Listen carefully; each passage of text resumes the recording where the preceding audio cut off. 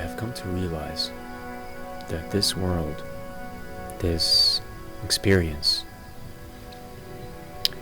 it is just so immense, so vast, yet so beautiful. It is not easy for me to define or put in words. It is almost as if it is too vast, too beautiful, to the point where it becomes overwhelming, maybe even a little frightening. And I think it's right there, in that space of realization, during the silence, once the ego is somehow put to sleep, that we begin to see and feel presence, but the sensation is quite intense, that we start holding on to our egos again, going back to it, waking it up, doing what we must to feel safe again. Only that is quite an illusion. Because when you begin to realize what life actually is, I mean, just the experience in itself, who you are and the construction of yourself almost doesn't matter in the same way anymore. You see, the fact that you're here, alive, experiencing anything at all, that alone is already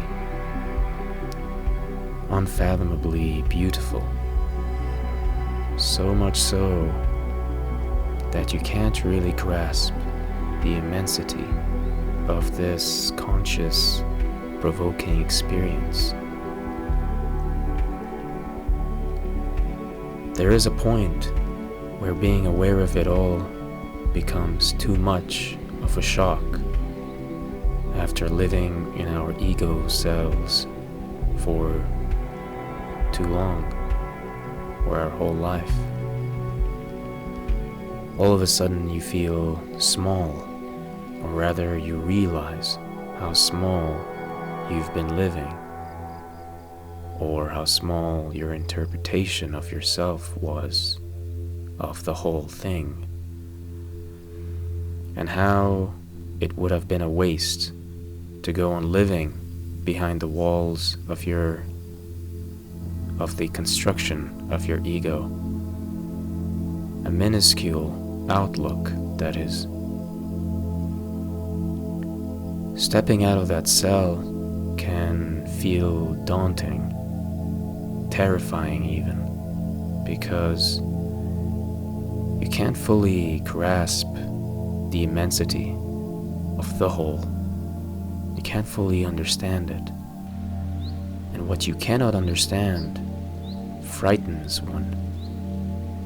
At least that's how it seems at first, stepping into the truth. Not knowing, for instance, if the spider on your hand will bite or not, will not leave you guessing if it would. The experiment itself would frighten you, so it's best to stay safe and keep the spider away. And because of staying safe within our comfortable ego cells, we cling. We cling to our problems, our identities, our routines, our way of life,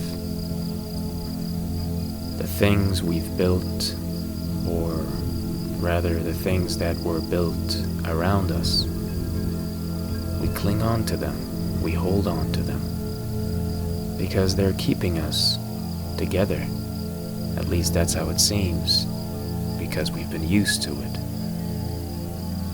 And letting that go, letting go of who you think you are, your habits, your personality, the way people recognize you, it would feel unbearable, terrifying, weird. To step into the realm of presence and letting it all drop.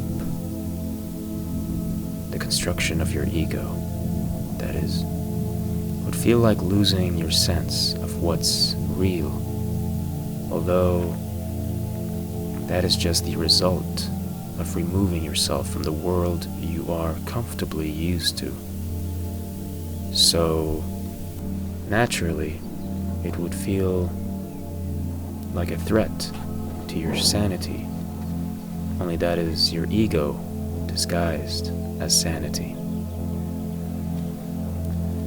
Stepping out of that camouflaged sanity can feel like you're losing your mind. Your sense of self suddenly doesn't know what or who you are.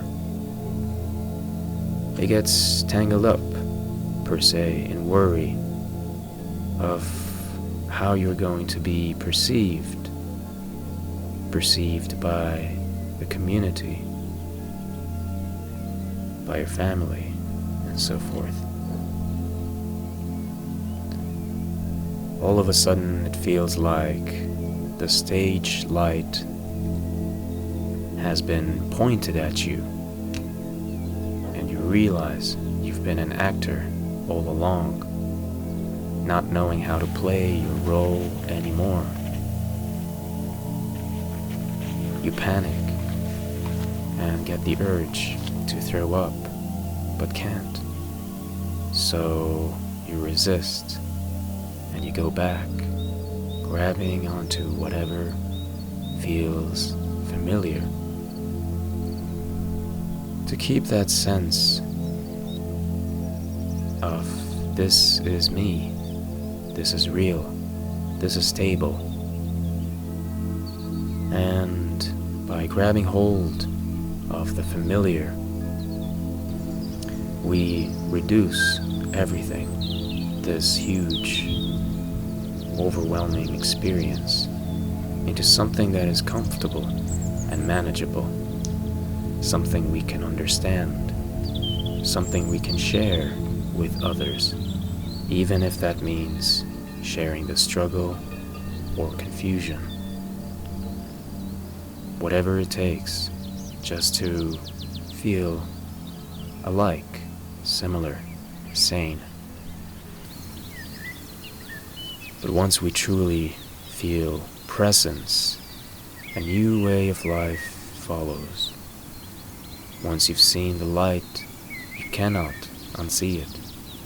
You may succeed in convincing yourself that the dark is the brightest there is, but soon it will leach out of your pores, whether it be through those fake laughters that you make to prove your membership to the man-made world that you're living in, or ridiculing yourself, laughing at yourself, when all you wanted was to be taken seriously, just to not appear weird in front of people who know you, just to not let them penetrate through you and reveal the seemingly weird self, the seemingly strange side to you, the wayward side to you, just to not appear weird in front of people who know you, the you inside the crumbling box that you're struggling to keep together. And you do that mainly because you're scared, because that deeper realization, the one in which makes your vulnerable eyes stare inwards, at a distance. The one where you feel like you've forgotten how to play your part, like you've lost the manual, or just are unable to read the manual to operate your system any further. It can feel like you're slipping, like you're falling into a vertigo, slipping away from reality, questioning if you've become mad like the ones your friends, and perhaps you too, have joked about in your ego's past. Now that feeling, that slipping, it's a terrifying feeling. At least it can be. It feels rather isolating, like you're stepping into something completely alone. And being alone in something like that, it makes you question everything. Who you are, why you're here, why you feel different. That feeling can become heavy, too heavy to the point where you ought to go back.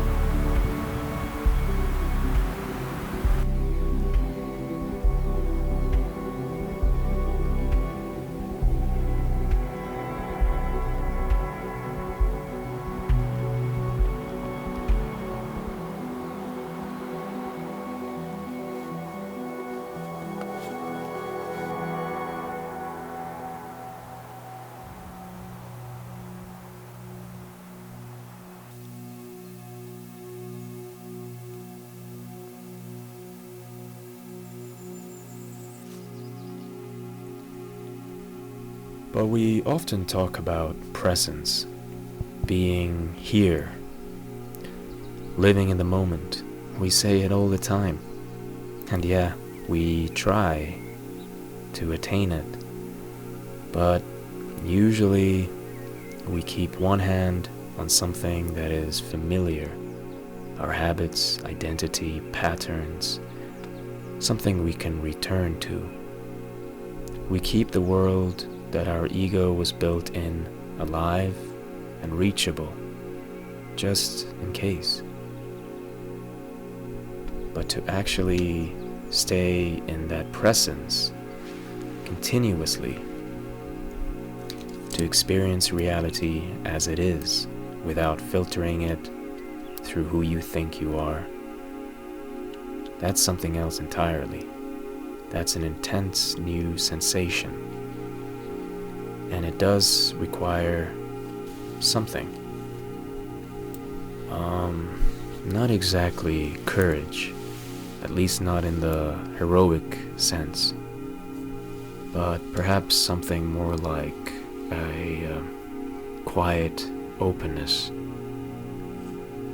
a willingness to just see what is, to really see the beauty in everything, in all that is around you, and in every action you must take